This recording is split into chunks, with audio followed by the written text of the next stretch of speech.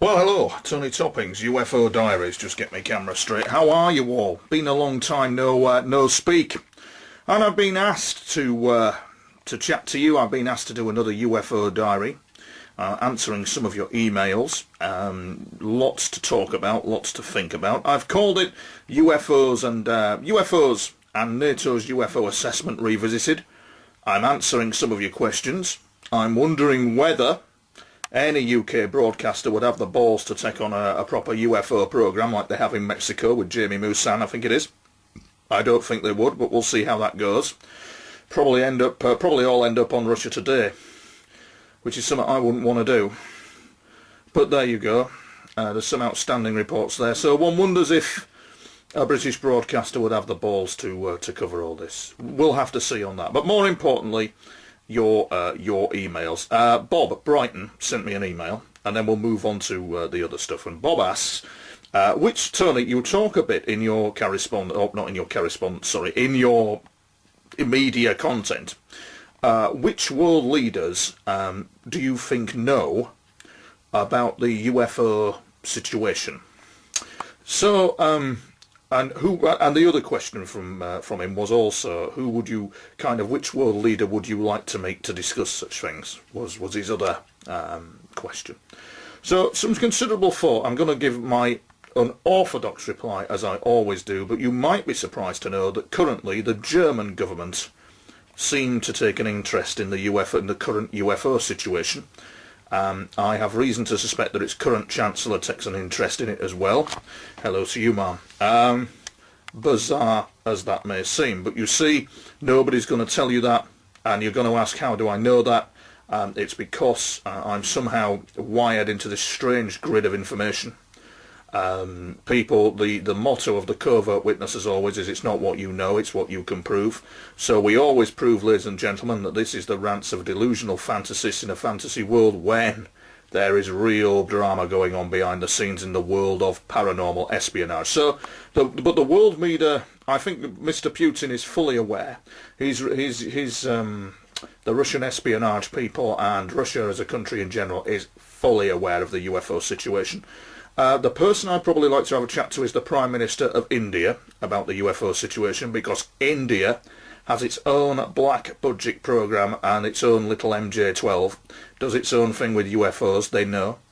The person I would like to meet seriously would be the President of the United States. I just would really like to meet him and discuss what has been going on with him, because they are the most powerful military force in the world. And it's something that we need to look at as a collective humanity. Very important goings on.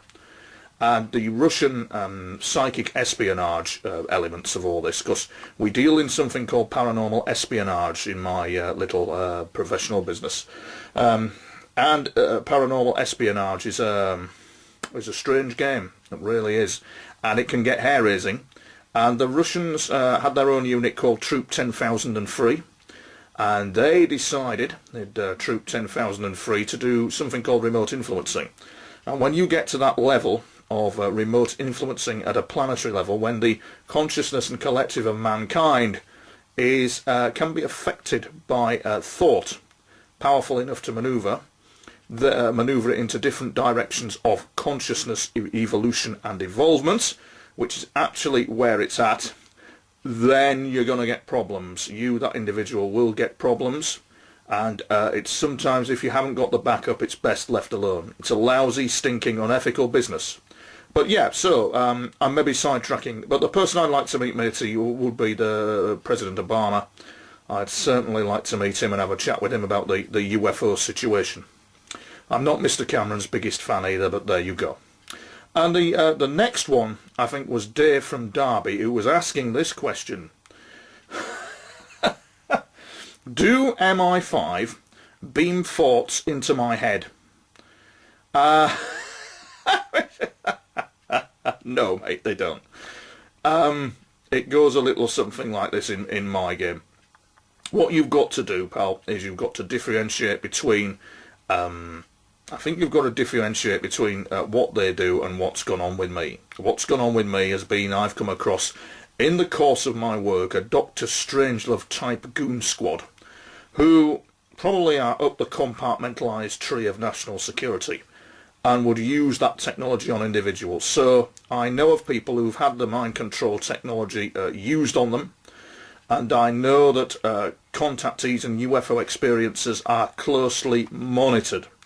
But it is not as easy as that. As I've always said, the guy who's working for the Watchers, or Section A I think it's called, who I don't know, they're watching terrorists and things like that, that's a different ballgame to what I'm talking about, and a clear differentiation needs to be made, because that's, as John Le Carre said, that's a highly pressurised thing.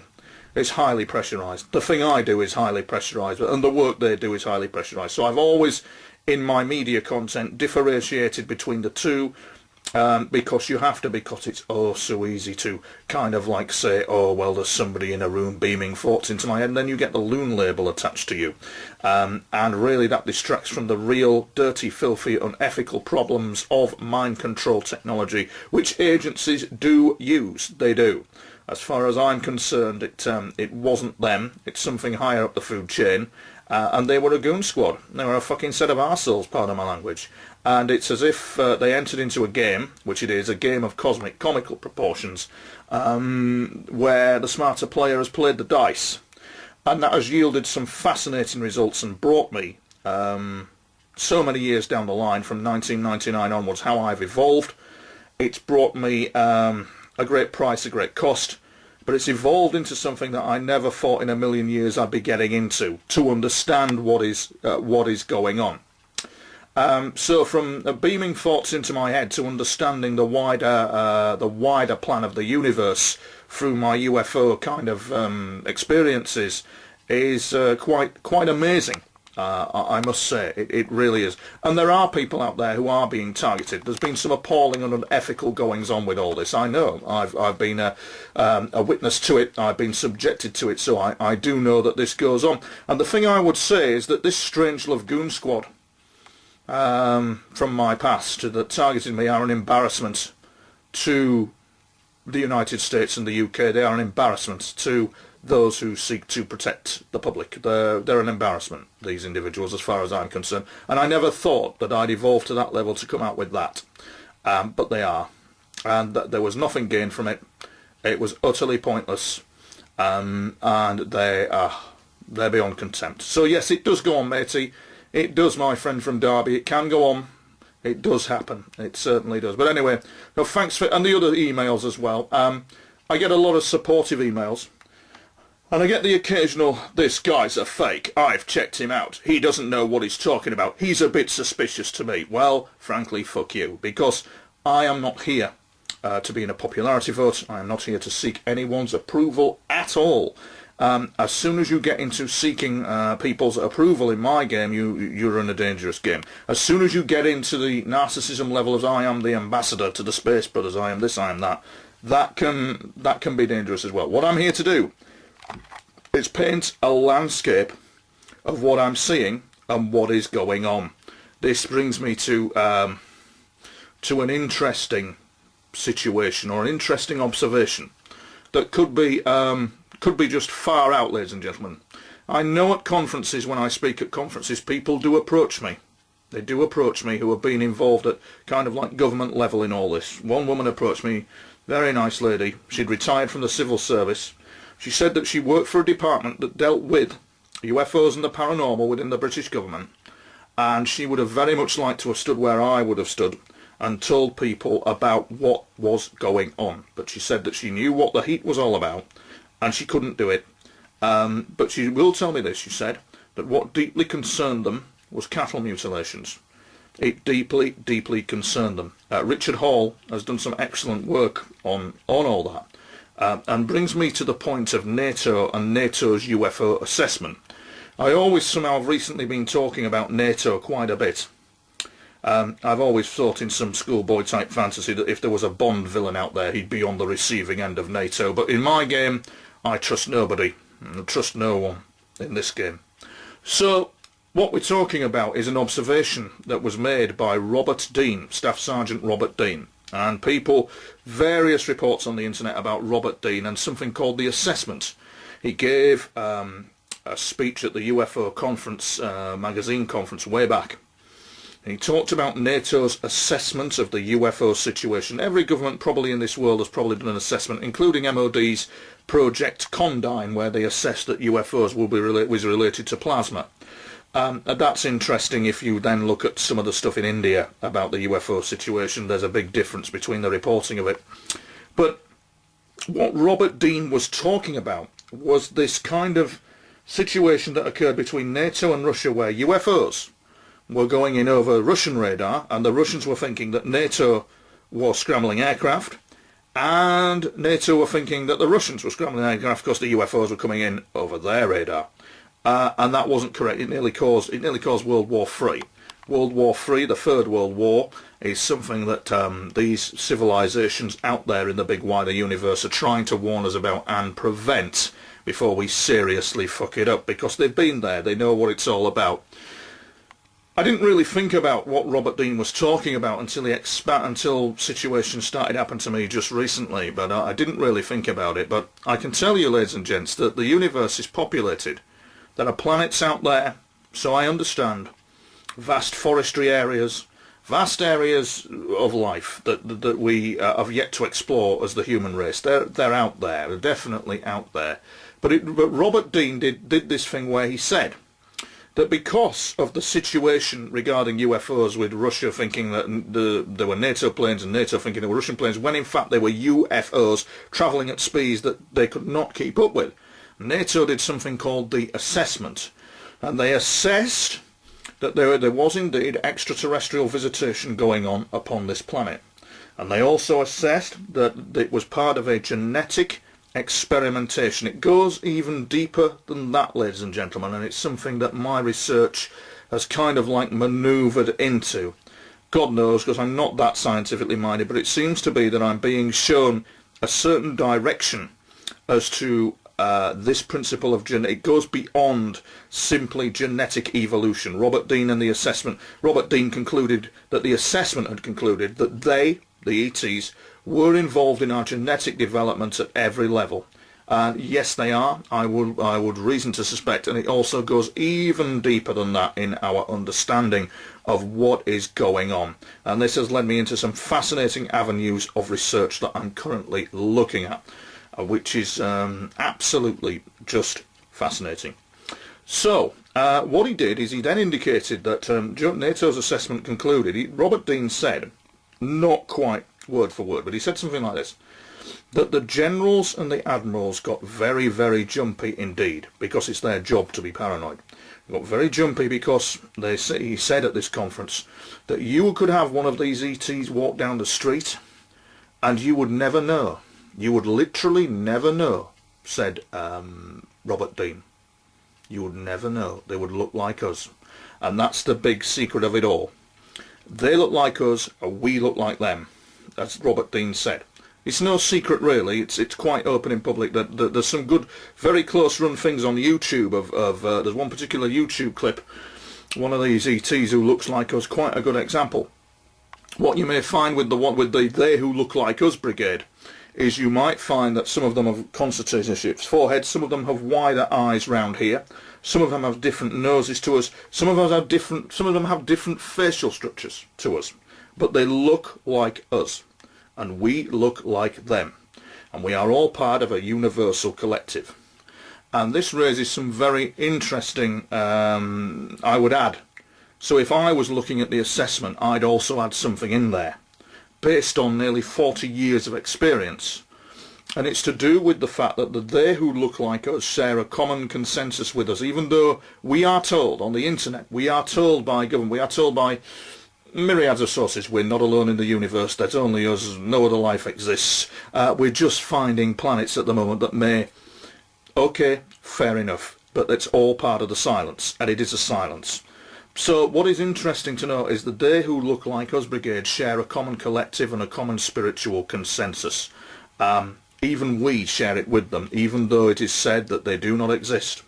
What is interesting to note from that, and what is very interesting to note, is there's a possibility of some ethically troubling situations going on, whereby those who look like us as ETs could equally be subjected to alien abductions by other species that don't look like us, for reasons that we're not sure about, and I'm not sure about. I say this based on 40 years of dealing with all this and seeing it from the world I come from, which is one hell of a strange world. And it does appear to me that there is the possibility that people who look like us on other planets, who live simple lives like we do, their technology might be a bit advanced, but they're out there, may also be subjected to abduction by other types of species. And this is very troubling ethically. And if you could just narrow it down to Occam's razor, that would be the equivalent of the galactic NATO dealing with the galactic Russia in terms of dynamics. The Russian, and I'm not, by the way, saying that the Russians are the bad guys and NATO are the good guys. I'm not polarised in any way to any opinion after being what I've been through. I'm just giving it as a guiding principle. The dynamics are Russia's the bad guys, NATO are the good guys. The dynamics could be that those who look like us share a common consensus, but you've got this thing out there, but what could be accurately described by Whitley Strieber as the Greys or whatever, that are abducting people who look like us, and it could be a universal problem. And if that's the case, then you've got the equivalent of the galactic FBI looking at this as a matter of crime. So what you've got is we share a common spiritual vision and goal of attaining ascension to higher dimension. We are attached to that, and it seems to me, based on the landscape I have seen, that that might be, and it's a might, what is going on. I know this because few weeks back, it's been quite troubling. The situation has been quite troubling with the mind invasive stuff. I can assure you that in some cases the mind invasive stuff I was subjected to as various levels. You can have mind invasive government human, and then you can, or military should I say, and then you can have mind invasive alien.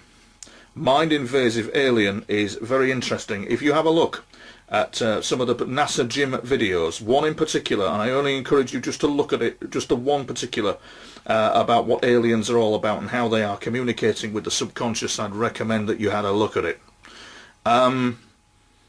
And it seemed to me that a few weeks back, you know, in sleep again, mind invasive stuff going on of a very queer, weird nature that just wasn't quite correct, wasn't quite human.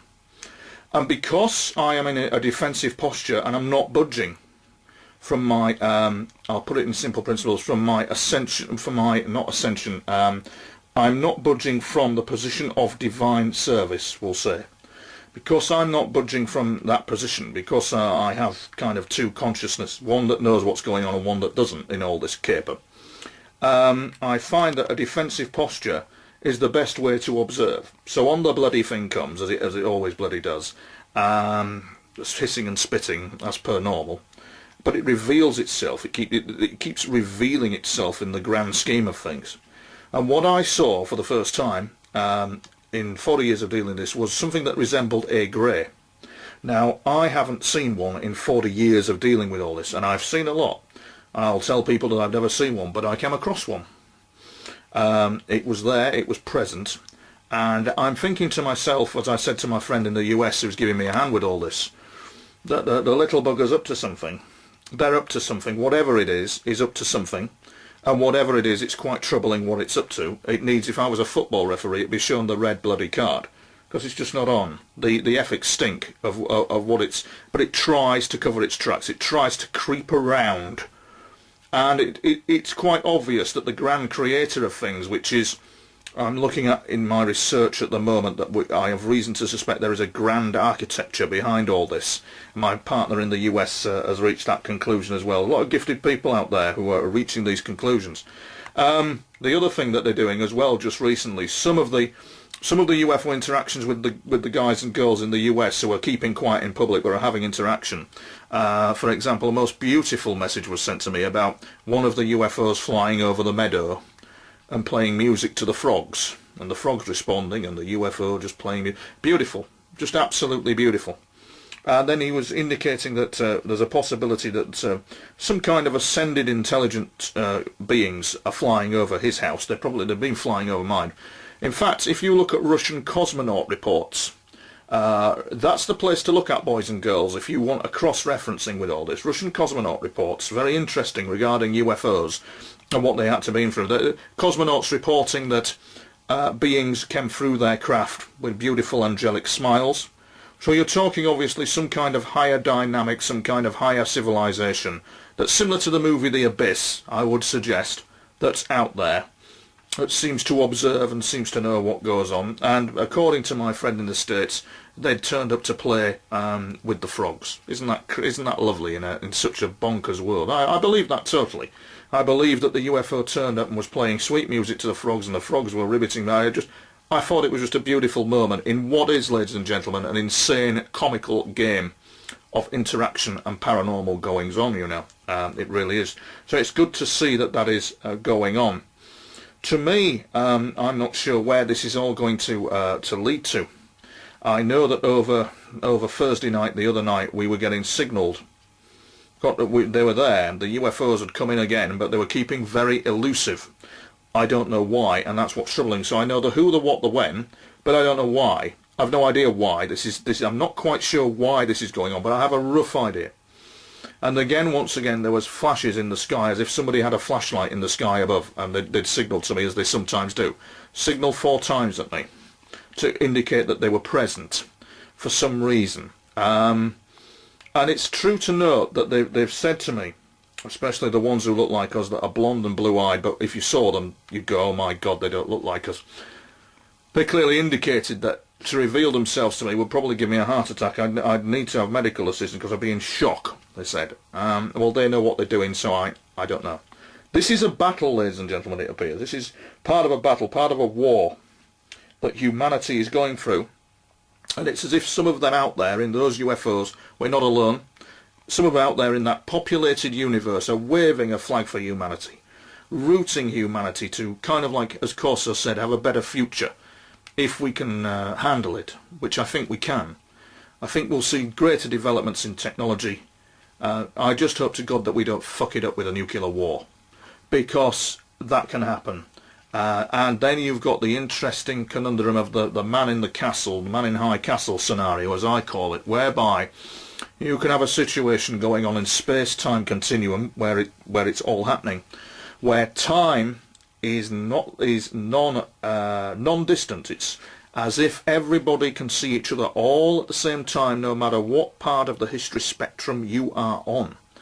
And from that, you can have some interesting dynamics going on of signals in time and situations occurring within that time that shouldn't have happened but did, due to us screwing it up as the human race. And the man in the high castle scenario, I think, is about Germany winning the war and somebody discovering a tape from an alternative universe of America landing on D-Day and all that kind of thing. Now, I've not seen it. I've not seen that. But that kind of dynamic, that kind of principle of signals in time, of alternative futures, does exist. It does happen. It can happen. Indeed, it certainly can. So I hope that's one fascinating addition for you all of Tony Topping's UFO Diaries.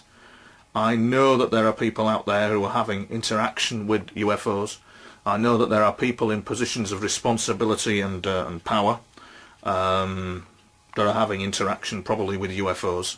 And I know, for example, in my own local town, there are men, women, whatever, who may be having interaction, just keeping it all quiet because there's a stigma attached to it, and there should be no stigma attached to this situation.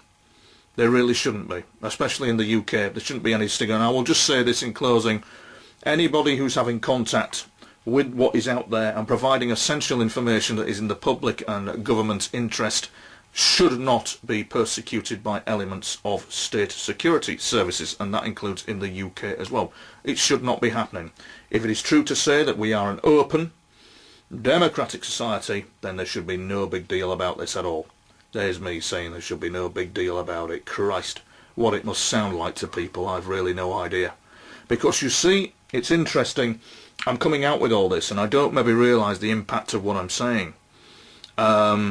Because you get normalised to it, your mind gets used to it, you're trained for it, you know what you're doing with it. it would be quite, it would be quite normal, although it wouldn't be, but it would be quite normal for one of these UFOs to land and one of them to get out and say hello to me, and I could handle that. I could. But sometimes it can get hair-raising, and sometimes you can, in this scenario, crave a normal life. When I see people walking down the street and I think, God, they're so normal. Isn't that wonderful? They're living a normal life. They're oblivious to this crazy shit that goes on. And so there's a lot to handle and a lot to explore, you know, there is. But I like to just thank you for all the supportive emails that I get from people all over the world regarding what I do and what I'm saying. And there are the odd emails, as I say, that tell me I'm a fake, I'm this and that, which I don't give a shit about, frankly. What I do give a shit about is trying to do the right thing, and that's not easy for me. My life is not easy. And sometimes I do wonder why it's all happened to me, but happened it has. And it continues to do so. So this is Tony Topping's UFO Diaries. I hope you found that all fascinating. I'll still be out filming. I'll still be out reporting. And hopefully we might do something for the world of TV in the weeks ahead. Get it out there in the public domain. Why not? That's what I say. We live in a democratic society. We're very open on issues of sexuality. Why can't we be open on this subject? That's what I say. Okay. Ladies and gentlemen, thank you for your time. Tony Topping, over and out.